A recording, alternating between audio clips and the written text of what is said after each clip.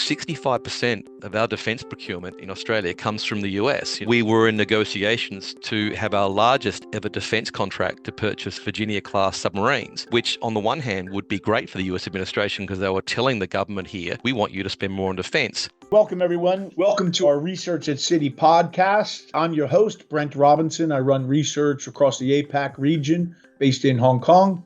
And my two guests today, Josh Williamson, our chief economist for Australia and New Zealand, and Faraz Syed, our senior economist for Australia and New Zealand as well. Welcome, gentlemen. Thank you, Brent. It's good to be here. This is our first podcast with City, just from down under. So we're quite chuffed to be here with you today. Thanks, Brent. Great to join you on this podcast. Yeah, that's great. Obviously, the macro environment is, I can't remember any time in my career where the financial markets have not been driven by the global and macro. And in most cases, it's happening on a day-to-day basis, depending on events outside of our control and on a global context. So I thought I'd start with a broad question for both of you around, in an Australia-New Zealand context, what keeps you up at night with the backdrop that's so confusing, whether it's Trump's tariffs or shifting geopolitics, war in Ukraine, Russia? You know, the backdrop is so uncertain. What keeps you two up at night? That's a big question, Brent. I think the two things for us, and they're probably not going to come as a surprise. First is Trump and the administration, and the second is China. And it used to be that China was sort of the thing that kept us up at night. I mean, I've been here at City now for 16 years, and all throughout that time, I've always had, in sort of my worry box was China. And that's because China is Australia's largest trading partner. And so it's always been there. But we're monitoring things more closely now because we want to see how the Chinese administration reacts to Trump and also how it's managing its maturing growth cycle. Because that's something that's really important to us as well, because we know that this growth cycle has been going for a long time. And we also know that its growth path actually matters for other economies in the region because its trade linkages are so strong. So that's the first thing. As I said, Trump is important because obviously we're monitoring what happens with the tariffs. And if you look at when there's been another shock to the global trading regime, I think the only comparison you can make with what's happening now between the US administration is what's happening with Brexit. And I say that because with Brexit, the UK had left the European Union, but we knew the rules. We knew what the rules were going inside the European Union, and we knew what the rules were if you're outside the European Union. What's different this time is that because Trump is president, he can unilaterally change the playing field and change the rules. This is what I think is most concerning now, is that Trump can evolve this situation in a strategic sense to the way he sees it benefiting both the US administration, but also US economic policies. So it's the Trump situation that's probably number one in our mind now, and that's probably relegated China to number two. And just to add to that, Brent, as well, Australia and New Zealand, they're both small open economies. So we tend to be price takers to the rest of the world. So ultimately, when you tend to get these global supply shocks, there's not much monetary policy or fiscal policy can do about it, or at least there's a lot of uncertainty around what policy can do because we don't necessarily get to control the narrative. So we are price takers to the rest of the world. And that's where I think there's a little bit of concern that there are supply chain issues emerging once again. Obviously, we had that during COVID. That starts to emerge again, then there's going to be issues here domestically as well. So I think these are the sort of concerns that's probably keeping us up at night in Australia and New Zealand. Yeah, it's a good point. If you stay with China for a second, if you look at obviously the Trump situation and then China's own macro struggles with growth and property downturn and everything, are you seeing a big shift in the import-export coming out of Australia, say for commodities, due to these issues with the US and China? No, Brent, and this is probably a good thing. Australia's trade relationship with China has remained pretty resilient. And I think this reflects the fact that there is a high degree of demand for Australia's key exports to the Middle Kingdom. And so, for example, if you take iron ore and coal, we are not the high cost producers in that space. In fact, we're in sort of the second or the lowest quintile for production costs. So to the extent that China's demand ebbs and flows for these commodities globally, it's really other countries that tend to export. So for example, in iron ore, it might be the South Americans that feel it. And in coal, it might be, say, the Indians that feel it. But for us, because we generally produce low cost, high quality hard commodity exports to China, while prices ebb and flow, quantities remain pretty well anchored down. And we've found that on numerous occasions when there have been wobbles within China's growth model. That's really interesting. Strangely, China just had a better GDP print the other day. But that's quite interesting that you're not seeing any shift in an Aussie context. If you then come back to the US and Trump, is there any clarity in your mind? I mean, because you are an open economy, both Oz and New Zealand, you have great relationship with the US historically. Do you see a path for the tariff resolution and how that unfolds?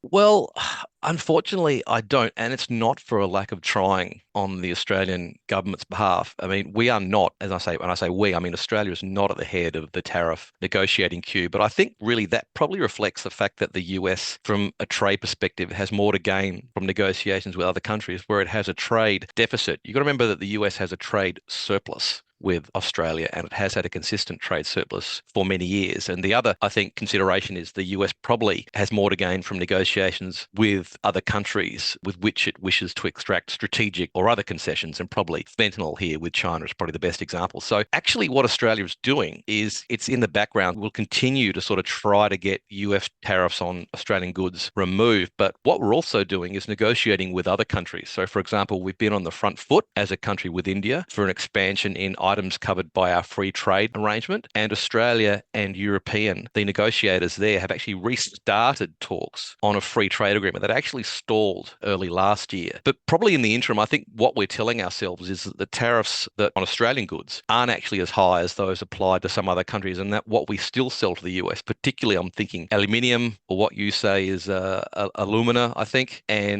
Yep. also iron ore, that's still going to be in demand despite the fact that there will be some higher prices on those.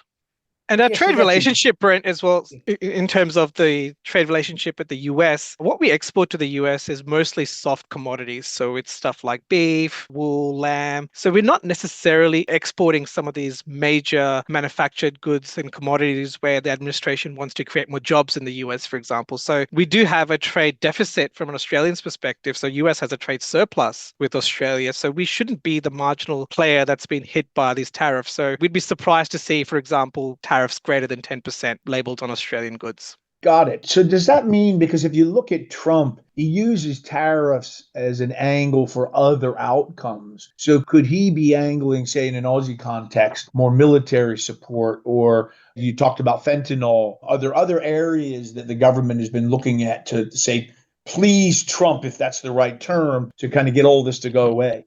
Yeah, well, ostensibly, I'll flip the coin. Australia has a trade deficit with the US. That is, obviously, we import more from the US than we export to the US. Despite the fact that we have that, what seems to avert the administration is we won't take US beef. So if you pardon the pun, the beef has been with beef, basically.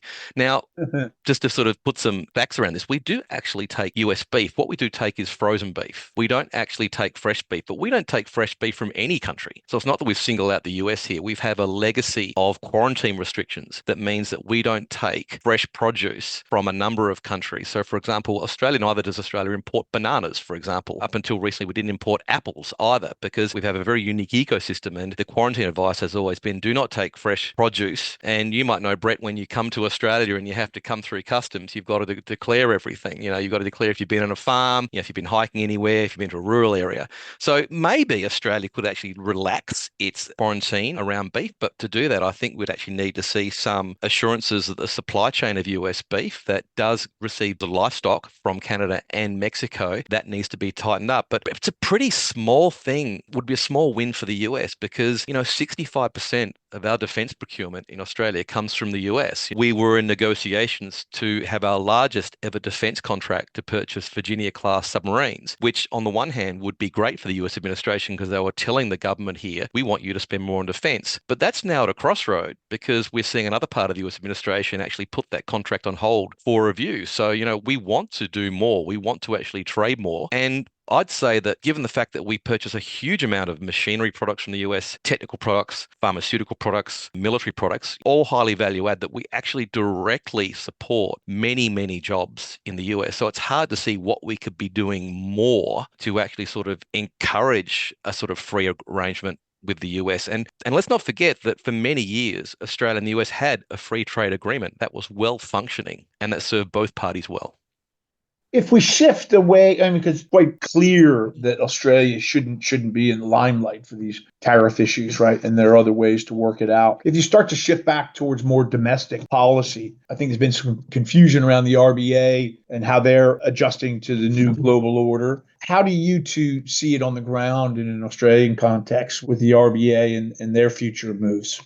So, I mean, the RBA has been quite interesting recently. They surprised the markets, for example, when they held policy rates in July. We thought they wouldn't be cutting. But I think this year the RBA has got a new board. So they have got a new board structure where you've got 7 external members and sort of 2 internal members. So there's a risk that perhaps the external members may want a policy rate that's slightly different to what the RBA wants. So these are the sort of things that we're looking at when it comes to the RBA this year. But, one thing that the RBA did during the hiking cycle when we did have high inflation in the past couple of years was they came and told everyone that they weren't going to hike interest rates as much as other global central banks because they wanted to protect the gains in the labor market. So it was a conscious decision by the central bank that we made a lot of progress on the labor market. The labor market is extremely tight. There's a lot of jobs out there. Most people are employed. We don't need to be hiking policy rates in an environment where inflation was high and driven by supply chain dynamics. We don't need to be hiking interest rates aggressively in that environment in order to bring inflation down. So there have been, as we market economists call it, more dovish compared to other global peers. So they didn't hike rates as aggressively. So on the way down, now that inflation's come down, there are pockets of the labor market that have started to loosen up a bit. We're seeing the unemployment rate tick up. We do think the RBA will cut policy rates further. But again, they're not going to be cutting as much as some of our other peers, for example. So if you look at New Zealand, they had a huge increase in the unemployment rate. Our unemployment rate's only gone up a little bit, whereas the RBNZ has to follow up with more aggressive rate cuts as well. So the RBNZ's cut a lot more than the RBA, for example, and we expect them to actually cut further as well, going further down this year. Whereas with the RBA, we're expecting 3 more cuts. But again, it's of the view that they won't be cutting too aggressively, given that, our labor market still remains tight. We still have pockets of inflation that could be a little bit concerning. But overall, we think it's an environment where you've got this sweet spot where inflation does come down. The labor market sort of remains just about at the right level as well.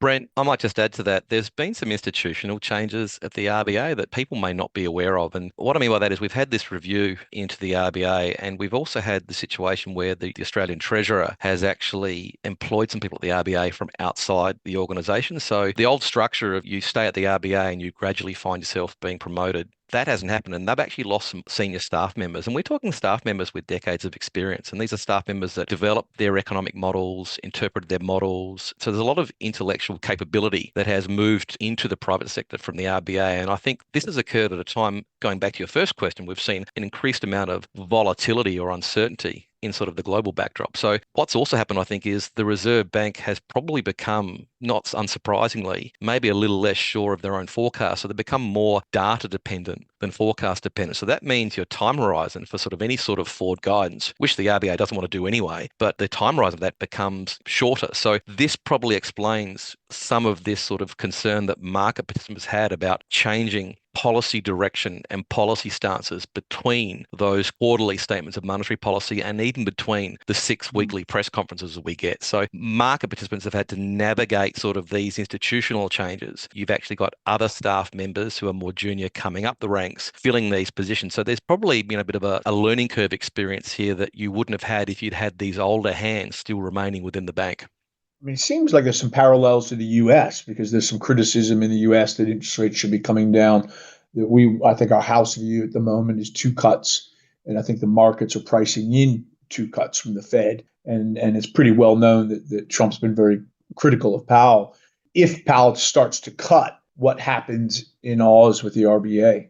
There's generally been sort of a view, and I think this gets permeated by foreign asset managers and people who sit in hedge funds, that the RBA is potentially another Fed district, or it's an extension of the Fed. And if you actually look at the data over the long run, there really isn't a correlation between what the Fed does and what the RBA does. I think those correlations may be artificially inflated by the fact that you might have both central banks on hold for a period of time for very different reasons. But there are numerous cases where the banks have gone in different directions. And I think this reflects the fact that ultimately it's the domestic considerations around your mandates with respect to inflation, employment. The Fed tends to take a bit more of a view of financial conditions via the equity market than the RBA does, whereas the RBA tends to look at financial conditions more through the lens of global financial conditions, through things like yields and exchange rates, that tend to explain why they move. So I don't necessarily would expect this time round for any move in the Fed to be mirrored by the RBA. But we have to remember, and Faraz has mentioned this, is that the RBA never took its cash rate to the heights that we saw amongst some other developed market central banks. Their view of restrictive was fairly low compared to certainly the Fed and also the RBNZ. So there's a situation where that because we didn't tighten as much on the way up, you potentially don't need to do as much on the way down,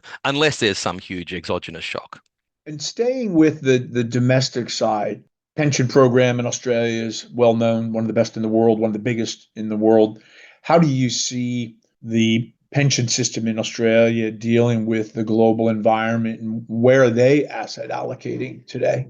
Yeah, it's a really interesting question, Brent. Just to start with you and give you an indication, the size of our pension, or what we call here the superannuation industry, it's huge. It's about 4 trillion Aussie dollars, which is actually larger than the size of our economy. So in fact, it's projected to also continue growing and probably become the second largest pension system in the world in about 5 to 10 years' time. So if you go back to that asset allocation perspective, it's just about 50% in equities and about 20% in fixed income. Now, the interesting part is that in recent years, particularly in the last 10 years, there has been an increase in allocation to overseas assets. So roughly around 60 to 70 cents of every new dollar has been deployed overseas. So the reason for that is fairly simple. The funds obviously need to diversify away from the Australian market, which is fairly small relative to the size of the pension industry. So it's all about managing that concentration risk in the domestic market and, of course, diversifying the portfolios as well. So what you've seen is there's been a structural flow of these funds going overseas, which has obviously clearly had an impact on our current account. So it's net to net outflows in the capital account, for example, which has put downward pressure on the Australian dollar. So think of super funds sort of selling Aussie dollars to buy US assets, European assets, or Japanese assets, for example. So the ongoing capital outflows actually reduces the demand for Australian dollar assets. So it's clearly a structural shift where we think Australia will go from being a capital importer to a net capital exporter in the next sort of 10 to 15, maybe even a bit longer period of time over the projected years, which is a huge change for us because when you think back since Federation, we have mostly imported capital from the world. You think of it more recent times as well, we've funded the mining boom in the 2000s through importing capital. So when you pull it all together, the domestic unemployment, the economy is quite strong, property's okay, policy obviously on hold for the moment, and your trade situation with the US quite strong. There's the developing view that maybe Australia is a safe haven. I don't know, can't take over for the dollar, but as a safe haven destination, do you think that is cyclical, or do you think there's a structural component to the idea that Australia would be a safe haven for assets? Well, we believe it should be. I mean, let's look at the facts. Australia is AAA rated sovereign, the lowest gross debt compared to other developed market peers. We have a strong system of governance, rule of law, of course, and in an environment where the rest of the world may possibly look to de-risk away from the US dollar assets, then we think on the margin, perhaps Australian assets could benefit. Now, going back to that super funds, one interesting question we have been getting is that could these Aussie funds look to come back into the Australian market, particularly to sovereign debt? And we haven't seen that shift just yet. We think it could be coming, but we agree in the sense that Australia does look relative to the rest of the world, at least in the next sort of 3 to 4 years, a relatively safer option. And I think, Brent, there's already a recognition of amongst market participants in a sort of de facto sense that we're relatively safe because despite the fact that, we're probably the 12th largest, soon to become the 11th largest economy by size, our currency is the 6th most traded currency pair. So it's actually sort of, punching above its weight, if you like, given our share of global GDP. And the strength in that currency pair is not something that's happened in the last year. I think it's been the last decade that we've seen the strength in global flows in and out of the currency. Yeah, quite interesting. We're starting to run out of time, but I wanted to come back to the global for a minute. So I think this has been confusing to everyone. If you look at the US is breaking out to all-time highs on the equity side. You look at the Nikkei, the European, the DAX, Australia, most markets are either close or almost at their highs. What does this mean from you guys' perspective as economists? Because does this mean global growth is going to pick up? What's your view on how the markets are where they are with the macro backdrop being so difficult? Yeah, certainly there's a time differential, I think, between sort of what some of the financial markets are suggesting in terms of where asset prices are versus some of the data. And I think that some of the performance that you talked about probably reflects the fact that markets have taken a generally rosy view of the deregulation agenda that's been proposed by Trump around companies, but also the agenda for tax cuts more generally. All these things favorable to company revenue. And at the same time, we've had Trump announcing policies to cut government expenditure. That might also be seen to sort of cut some of the administrative burden and the expenses associated with companies. So maybe a little bit of top line performance there. And I think markets have definitely run with that. Obviously, we saw this sort of the reversal going into April, but the markets have recovered since then on the fact that the tariff situation doesn't seem to be as bad as expected. I think the wild card here, Brent, is if we actually see the aggregate economic data actually start to accelerate, because the global economy and the US economy has shown a huge amount of robustness to some of this sort of political uncertainty that we've seen. So maybe the risk is we actually start to see the economic data. So we're looking there at the big picture GDP data, for example, actually start to pick up and improve rather than actually see that actually moderate down. Because I think the central view here is we do expect the tariff regime to start to bite into real household disposable income and actually inflation to start to pick up, which also erodes real GDP growth. So we could be seeing a situation here where we actually have the actual macro data perform better than expected, not just in the US, but also elsewhere. And that includes Australia. So if the U.S. goes from 1% to 3% growth, what does that mean for Australia, Australian assets and risk? Well, I think that at the assets, because some Australian assets obviously, have functioning in the US. So you'll see, I think, a positive halo effect there. In terms of a trade exposure, probably not that much, but I think in terms of risk on exposure, it's actually really good because, for example, our currency is seen as high beta. So if the US growth is looking better, therefore global growth is looking better, you might see an increase in risk preference away from, say, the G3, the G4, and some of the things we talked about Australia being this safe haven, rather than being sort of a concept as a back burner, maybe come to the fore and people say, I'm actually feeling better about investing in Australia where I can have a developed market type risk profile, but EM type yield performance. Australian households in general have been a lot more resilient than we thought as well in the past couple of years. So we thought during that interest rate hiking cycle, perhaps households would really slow down consumption growth. They did to a margin, but it wasn't a collapse by any means. And, we saw an upside surprise to consumption last year. And we're actually expecting household consumption growth to pick up again second half of this year as you get those interest rate cuts come through. So there is still a positive backdrop here, at least for households, and a tailwind for households as well from lower interest rates. Thank you, Josh. Thank you, Faraz. Very helpful. Thank you for joining us today. Our next Citi Research podcast will feature Jason Gursky, our U.S. aerospace and defense analyst. He'll be discussing his recent must-see report, 2.0 Balancing Choices. So thank you very much, everyone, and have a good day. This podcast was recorded on July 16th, 2025. This podcast contains thematic content and is not intended to be investment research, nor does it constitute financial, economic, legal, tax, or accounting advice. This podcast is provided for information purposes only and does not constitute an offer or solicitation to purchase or sell any financial instruments. The contents of this podcast are not based on your individual circumstances and should not be relied upon as an assessment of suitability for you of a particular product, security, or transaction. The information in this podcast is based on generally available information, and although obtained from sources believed by Citi to be reliable, its accuracy and completeness are not guaranteed. Past performance is not a guarantee or indication of future results. This podcast may not be copied or distributed, in whole or in part, without the express written consent of Citi. Copyrights 2025 Citigroup Global Markets, Inc. Member SIPC. All rights reserved. Citi and Citi and Arc Design are trademarks and service marks of Citigroup Inc. or its affiliates and are used and registered throughout the world.